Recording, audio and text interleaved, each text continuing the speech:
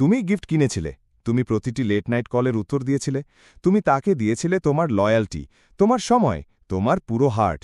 তবুও সে দূরে সরে গেল। কেন? কারণ নারীরা তোমার কাজের প্রতি লয়াল থাকে না, তারা লয়াল থাকে তুমি তাদের কেমন ফিল করাও তার প্রতি। আর এটাই হলো হার্ড ট্রুথ। আধুনিক পুরুষেরা তাদের এফার্ট ঢালছে ভুল কারেন্সিতে, ভাবছে যদি তারা আরও বেশি দেয়, আরও বেশি ভালোবাসে, আরও বেশি স্যাক্রিফাইস করে, তাহলে তারা তার কমিটমেন্ট অর্জন করবে। কিন্তু স্টোইক ফিলসফি বলে উইজডম ছাড়া এফার্ট হলো ভ্যানিটি, আন্ডারস্ট্যান্ডিং ছাড়া লাভ হলো সাফারিং, আর যে মানুষ ইমোশনালি চেক আউট হয়ে গেছে তাকে চেস করা মানে নিজের সাথেই বিট্রেল করা। এই ভিডিও কোনো ট্রিক নিয়ে নয়, এটা ট্রান্সফরমেশন নিয়ে। চলো স্টোইক ট্রুথ এক্সপ্লোর করি, নারী, লয়্যালটি আর সেই ইমোশনাল গ্র্যাভিটি নিয়ে যা মানুষের জীবনে মানুষকে ধরে রাখে, না যে ফেভার্স তুমি করো তার জন্য। আজকের রিলেশনশিপে বিশেষ করে পুরুষদের জন্য ন্যারেটিভ পরিষ্কার: প্রোভাইড করো, প্রোটেক্ট করো, আরও বেশি দাও, আর জেনারাস বা ডিভোটেড হওয়ার মধ্যে কোনো ভুল নেই। কিন্তু অনেক মডার্ন পুরুষ সেলফ স্যাক্রিফাইসকে ভ্যালু ভেবে ফেলে। রিয়ালিটি হল নারীরা ইমোশনাল ক্রিচার, তাদের লয়্যালটি তোমার এফার্ট দিয়ে নির্ধারিত হয় না, এটা নির্ধারিত হয় তোমার প্রেজেন্স তাদের ইমোশনালি কিভাবে ইম্প্যাক্ট করছে তার উপর। সেনেকা একবার বলেছিলেন, we suffer more often in imagination than in reality. আর যে পুরুষ কনস্ট্যান্ট ওভার গিভিং করছে তার মাইন্ডে সাফারিং কনস্ট্যান্ট হয়ে যায়। সে তোমাকে ছাড়ে না কারণ তুমি কি করলে বা কি করলে না, সে ছাড়ে কারণ তার ভেতরে কিছু শিফট হলো। সেটা হতে পারে ইমোশনাল বোর্ডাম, কারোর কাছ থেকে নতুন ভ্যালিডেশনের থ্রিল, অথবা পোলারিটি হারিয়ে যাওয়া। লয়্যালটি হলো ইমোশনাল, লজিক্যাল নয়। চলো এই ট্রুথের ডাইনামিক্স, স্টোইক প্রিন্সিপলস, সাইকোলজি আর রিয়েল ওয়ার্ল্ড ইমোশনাল ইনসাইট দিয়ে ব্রেকডাউন করি। 1. লয়্যালটি লজিক্যাল নয়, এটা ইমোশনাল। তুমি কোনো স্প্রেডশিট বানিয়ে কোনো নারীর হার্ট জয় করতে পারবে না। তুমি বলতে পারো না আমি এটা করেছি, সেটা করেছি, তাই সে থাকবে।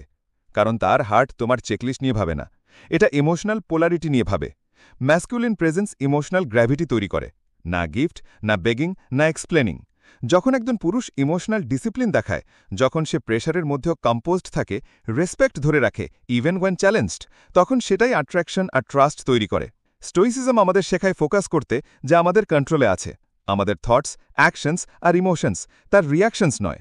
আর যখন তুমি এটা মাস্টার করো, তখন সে অ্যাটেনশনের চেয়ে গভীর কিছু অনুভব করে, সে তোমার এসেন্স ফিল করে। 2. আরও বেশি করা মানেই রিসপেক্ট নয়। আসলে অনেক সময় এটা উল্টো ফল দেয়।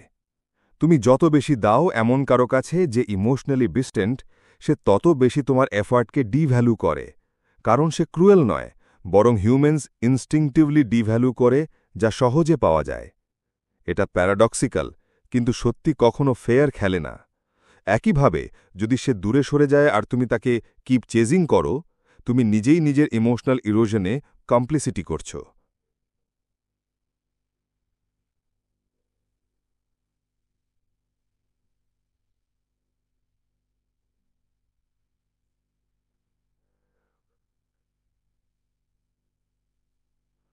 3. ইমোশনাল স্টেবিলিটি অপ্রতিরোধ্য। আজকের দিনে রেয়ার কি জানো? একজন পুরুষ যে আনবর্ডার্ড, যে নিজের জাস্টিফিকেশন দেয় না, যে ইনসিকিউরিটি থেকে রিয়্যাক্ট করে না, যে ডিসরেসপেক্টেড হলে হেঁটে চলে যায়, কোনো লেসেন শেখানোর জন্য নয়, বরং নিজের পিস প্রোটেক্ট করার জন্য। এটাই স্টোইক, এটাই ম্যাগনেটিক, এটাই সেই পুরুষ যে এনার্জি দিয়ে লিড করে, এমটি এফর্ট দিয়ে নয়। 4. সমস্যা সে নয়, বরং তুমি কি টলারেট করছ। সত্যি বলতে গেলে যখন একজন নারী বারবার তোমাকে ডিসরেসপেক্ট করতে পারে, তখন সেটা তার ব্যাপার নয়, সেটা তোমার বাউন্ডারির ব্যাপার। একজন স্টোইক পুরুষ কোনো বার্নিং হাউসে ক্লিং করে না, আর তাকে লাভ বলে না। সে রিয়ালিটিকে যেমন আছে তেমন দেখে, সে ফ্যান্টাসি বানায় না, সে পোটেনশিয়ালের অপেক্ষা করে না, সে মুভ ফরওয়ার্ড করে।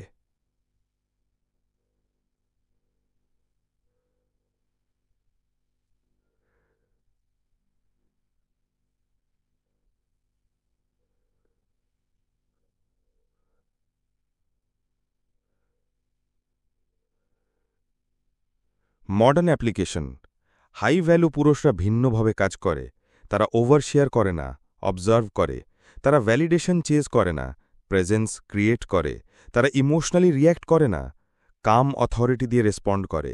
তারা ডিসরেসপেক্টেড হলে থাকে না, তারা ওয়াক অ্যাওয়ে করে। যখন একজন নারী সেন্স করে যে তুমি তোমার নিজের ইমোশনাল ফাউন্ডেশন, তখন সে লয়াল হয়, কারণ তুমি বেশি করেছ বলে নয়, বরং সে তোমার ভেতরে কিছু রেয়ার ফিল করে বলে। So here's the move. 1. তুমি যখন ড্রেন্ড ফিল করো তখন পুল ব্যাক করো, না যখন সে অবশেষে নোটিস করে। 2. প্রুভিং বন্ধ করো, এমবডি করা শুরু করো। 3. তোমার সাইলেন্সকে কথা বলতে দাও যেখানে আগে তোমার ওয়ার্ডস বেগিং করত। তাকে তোমার প্রেজেন্সের অ্যাবসেন্স ফিল করতে দাও। গেমস খেলার জন্য নয়, বরং তুমি পারফর্মিং শেষ করেছ বলে। মনে রেখো, মার্কেস অরেলিয়াস বলেছেন, waste no more time arguing what a good man should be 1। তোমাকে তাকে চেঞ্জ করতে হবে না, তোমাকে তাকে ডিকোড করতে হবে না, তোমাকে আবার নিজের কাছে ফিরে আসতে হবে।